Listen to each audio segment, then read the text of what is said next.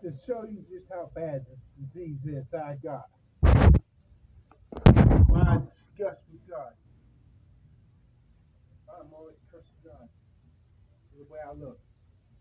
Just because I'm not a good looking guy. Hey, just because I'm not a good looking guy.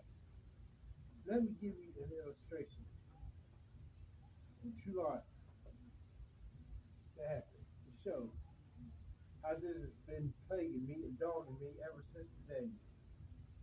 I remember back in 1991, it really bothered me. Was I good looking? You see, back then I did not know that I was not good looking. I was able to tell myself and make myself believe that the girls thought I was good looking.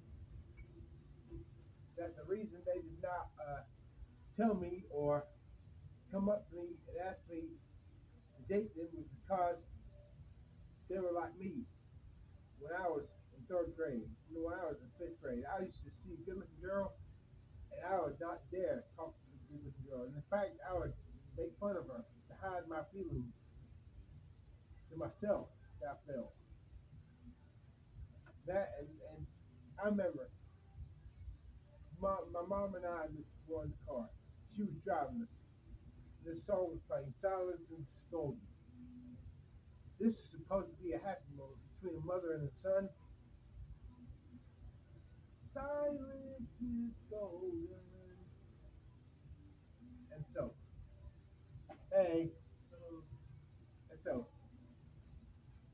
it was bad. The angst, the undertone of angst. Was I a good looking guy? Was I a good looking guy? I had a sense that I was not a good looking guy because my cousin Casey was good looking, and the girls would come up to him, ask him to date him, to have sex with him. They would call the radio station to dedicate songs to him. They never did this to me. My facade, I believe that I was good looking was crumbling.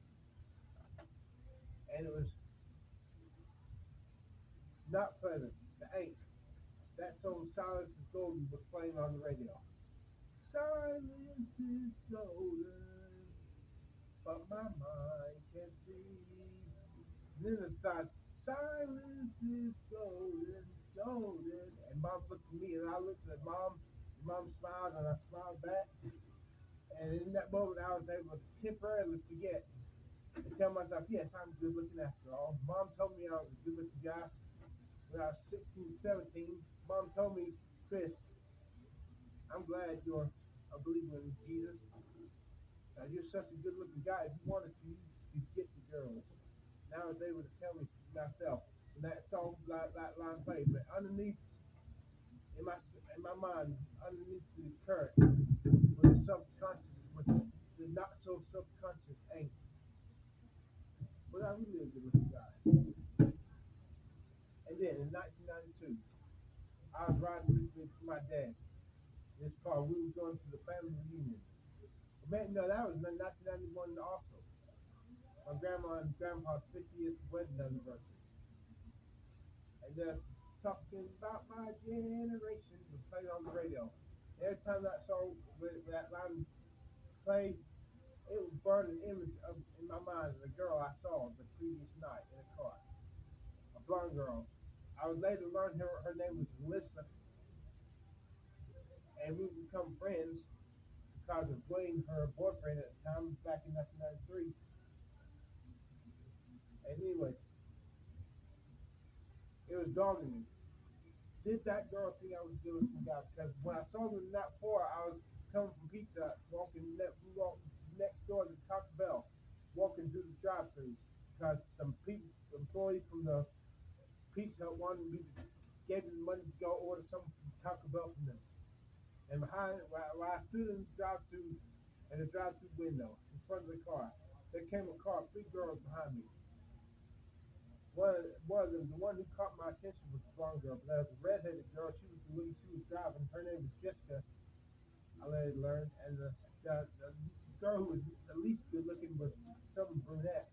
Her name was Lynn. I later learned. I kept walking forward.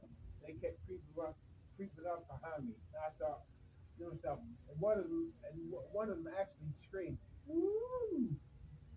And I thought, do you think I'm good looking? Is that why they keep coming up? coming up behind me every time I take this few steps forward too. Are they flirting with me? But I just knew. But unoccurred that I knew if I was good looking, they would be saying hi to me, but they were not saying hi to me. So I was shook. And as Dad was driving me to bring it, there's a family reunion. It's not the ribbons in your hair. No, it's not the perfume that you wear by the car. It's not the ribbon in your hair. And kept burning an image in my mind of that girl. Did those girls think I was good looking? Did those girls think I was good looking? Did those girls think I was good looking? And at the family reunion, there was a good looking girl, and she didn't seem to notice me. And there's stuff like that. It really ate away. And finally, in 1993, I realized I'm not a good looking guy. And the only thing that will make me truly completely happy, is if I can get. I realize now, looking at myself in this video camera, how unsexy, how plain and evident unsexy my face is, which I curse God violently for. I curse the Holy Ghost if I do not become a good looking guy. I curse the Holy Ghost if I look like this. If I do not get my head full of hair, I curse the Holy Ghost. And I don't want to curse the Holy Ghost. I'm not happy. I'm not happy. Fuck God if I'm not happy. Fuck it.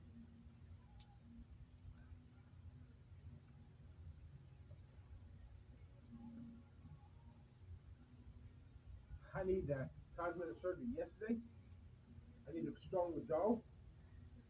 I need face to die for. I want a face to die for. As long as Jesus Christ will save me in